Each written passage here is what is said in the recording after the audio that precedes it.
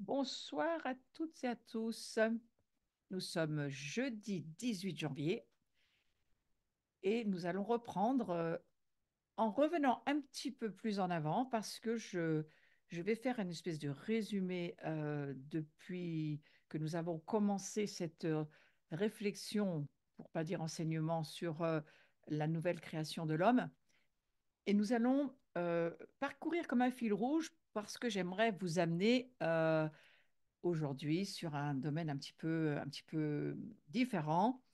Et il me semble important de reprendre. Alors, d'abord, on va se reposer cette question. Le- Quelle est la raison pour laquelle le Christ a institué cette nouvelle naissance, cette naissance d'eau et d'esprit? Parce qu'il y a vraiment une raison. Pourquoi est-ce qu'on parle de recréation de l'homme nouveau?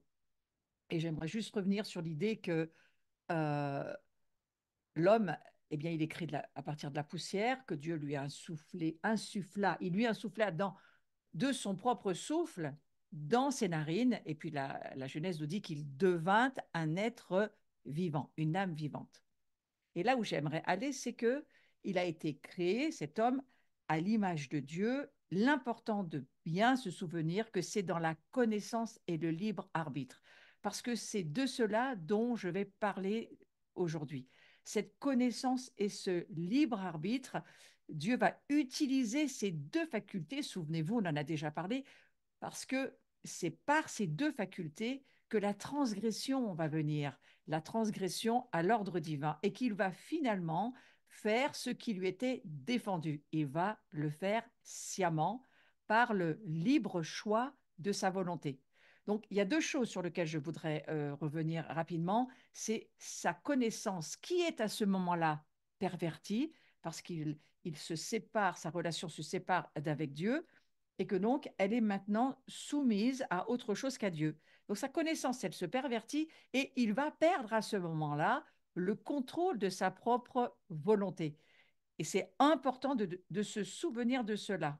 On a vu, et on y revient, que l'homme, par le libre choix de sa volonté, c'est par ce libre choix, par cette volonté qui va à ce moment-là être pervertie, puisqu'elle n'est plus soumise à Dieu, la connaissance et le libre arbitre tombent sous la domination du démon. C'est tellement important de comprendre que c'est à cause de la perte de son libre choix et par le fait que la connaissance, elle est erronée, que on va voir, elle est pervertie, cette connaissance, qu'il va voir maintenant la domination du démon tomber sur lui. Et c'est à ce point-là qu'il va perdre le contrôle de sa volonté.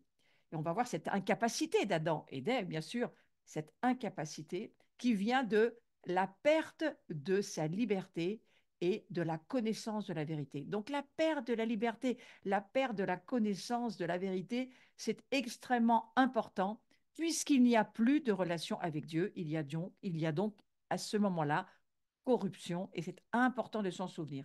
On va aussi remarquer l'incapacité de l'homme déchu. Important de se souvenir que cette incapacité de faire quoi? Eh bien, incapacité de protéger sa liberté du démon, mais incapacité aussi de connaître la vérité. Incapacité parce qu'il a perdu son libre arbitre.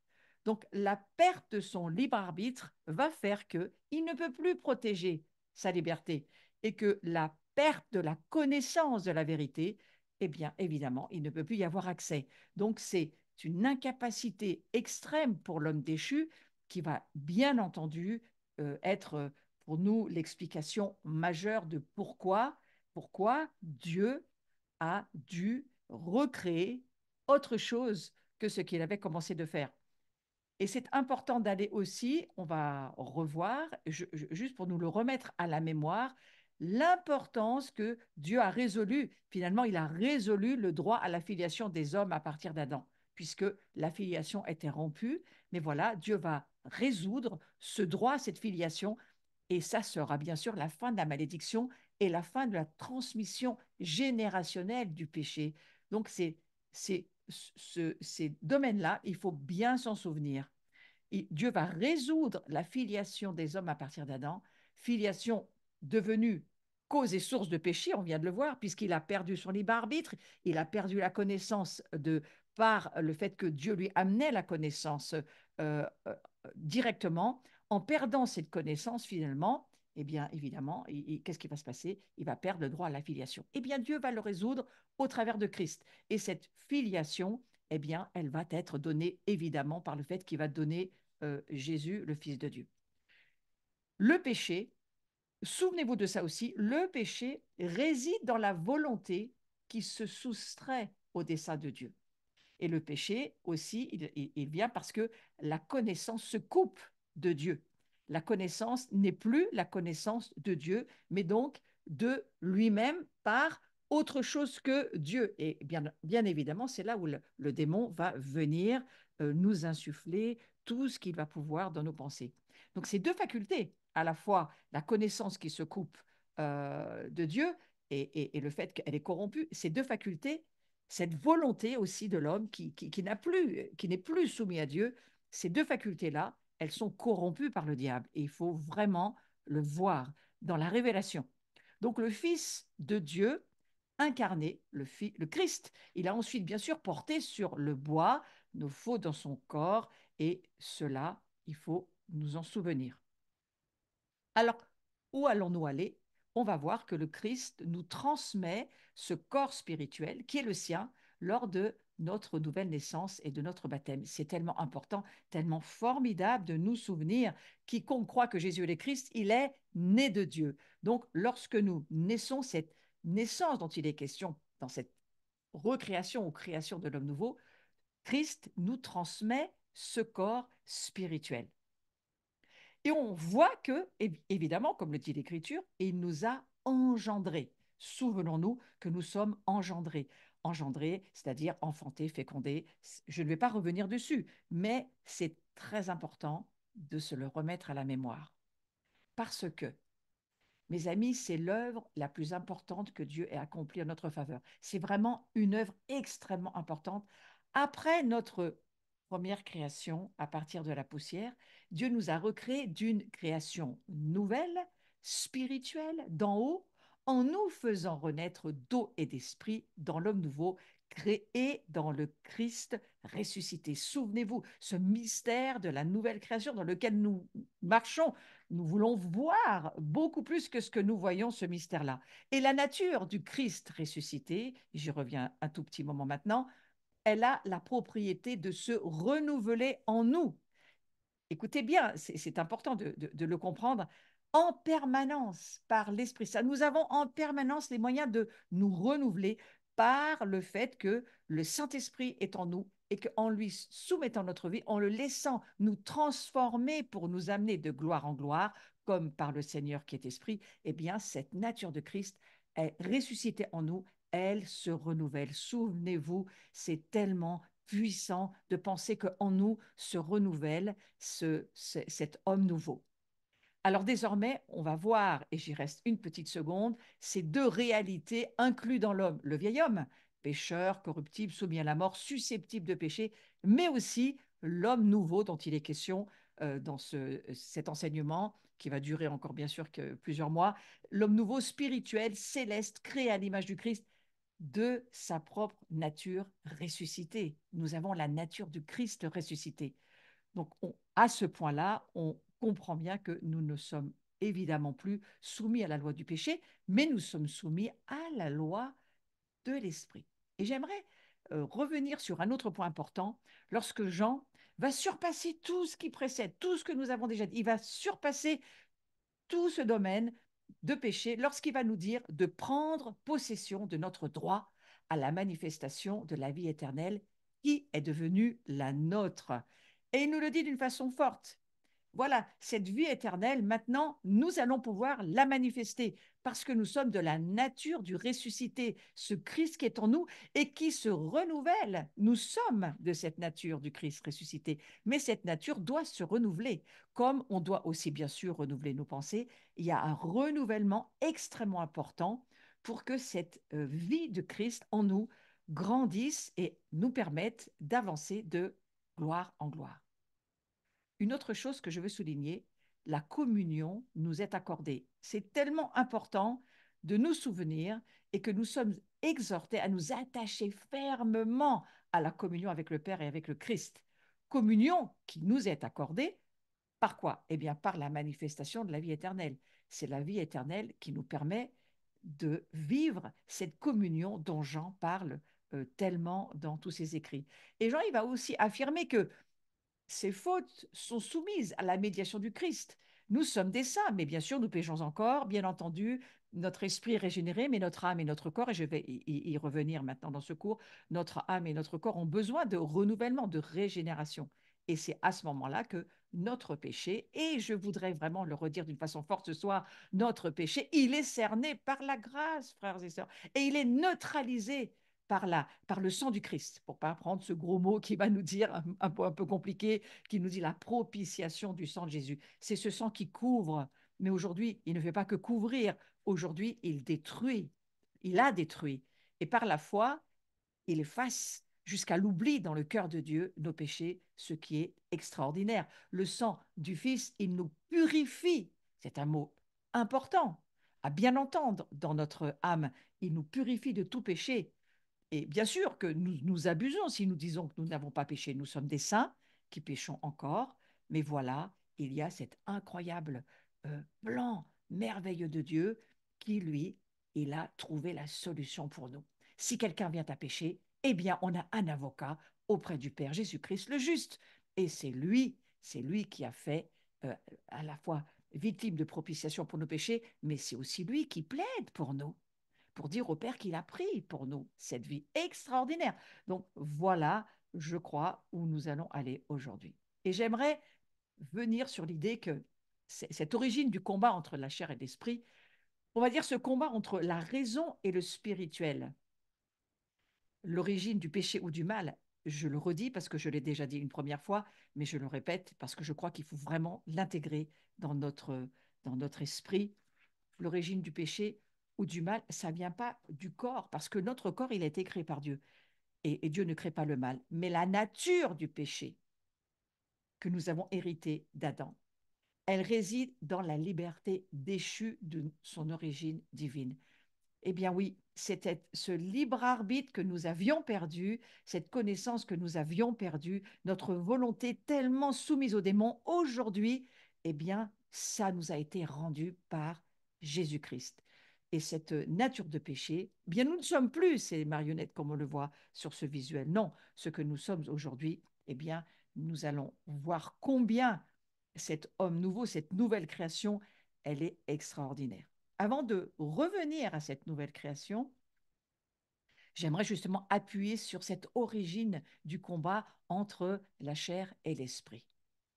Vous avez remarqué que le vieil homme, la vieille nature, on va appeler ça le corps ancien, cet homme dont Adam et Ève ont fait que, au fond, nous le sommes devenus nous aussi, jusqu'à ce que nous rencontrions Jésus, nous voyons que cette vieille nature, elle a tendance à regarder le négatif beaucoup plus que le positif. La partie, on va dire, du verre à moitié vide plutôt que de le voir à moitié plein. Et vous voyez ce combat qu'on peut voir sur ce visuel entre la raison qui régit le vieil homme et puis la sensibilité spirituelle de l'homme nouveau, c'est vraiment un vrai combat. Et moi, je vais passer un petit moment à vous parler de ce combat pour lequel il faut changer notre regard sur le monde.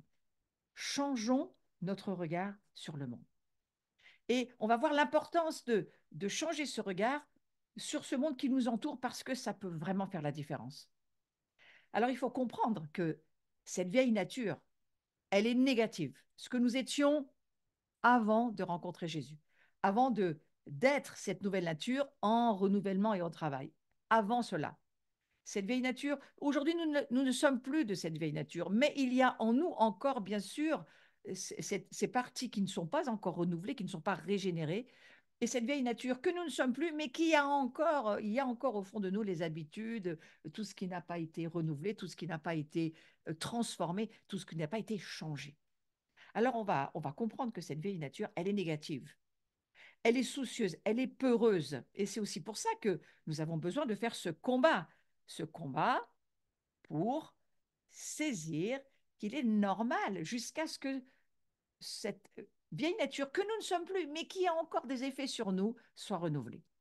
Alors, on va dire que d'un autre côté, cette vieille nature que nous étions, elle peut aussi trouver un malin plaisir dans le catastrophisme. On remarque que tout va mal, vous avez remarqué, et je parle des chrétiens, hein, là en ce moment, je suis en train de parler des chrétiens nés à nouveau, mais qui vivent sous le registre de la vieille nature, d'une âme, on va le dire autrement, d'une âme qui n'est pas encore vraiment régénérée et qui voudrait bien encore prendre, on va dire, la direction, alors que nous ne sommes plus appelés à vivre à partir de notre âme, mais à vivre à partir de notre esprit qui est euh, régénéré par le Saint-Esprit.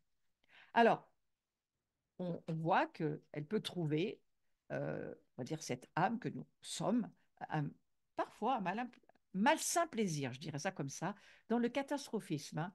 Tout va mal, le monde est pourri, les politiciens sont pourris, oh mais on n'a pas du tout, même pas envie de regarder tout ce qu'on nous raconte, parce que de toute façon, tout est pourri, même mes voisins, ils sont pourris. Ça, c'est vraiment la vieille nature qui s'exprime. Et on voit combien certaines personnes, hein, âgées ou pas, parce que ce n'est pas une affaire d'âge, on peut passer son temps à se nourrir de journaux qui décrivent en détail tous les crimes odieux, les scandales, les horreurs. Enfin, si vous écoutez les nouvelles, c'est juste catastrophique. Il y a quelque chose ou quelqu'un qui veut nous pousser à être négatif. Et on doit le comprendre. Euh, on doit le comprendre parce qu'il y a quelqu'un qui fait son jeu derrière. Et moi, j'appelle ça le démon, hein. J'appelle ça le diable qui fait son jeu avec nous. Si on se laisse faire, alors on va devenir son jouet. Et en ce début d'année, le Seigneur, il m'a vraiment parlé, et j'ai d'ailleurs commencé, moi, à prêcher dans ma communauté avec ce que le Seigneur avait mis sur mon cœur m'a dit, cette année, tu peux faire la différence. Il y a quelque chose qui peut vraiment t'aider à transformer, non pas seulement ta vie intérieure, mais aussi le monde autour de toi. C'est de vivre dans la reconnaissance. Il faut que tu travailles sur toi à vivre dans la reconnaissance, à vraiment faire ce travail, cette discipline de remercier, de voir le bon côté, de voir le positif, de voir tout ce qui va et pas tout ce qui ne va pas. Et au fond, ça veut dire quoi? Ça veut dire que le Seigneur était en train de me dire, il faut vraiment continuer à ce que tu changes ton regard sur le monde qui t'entoure.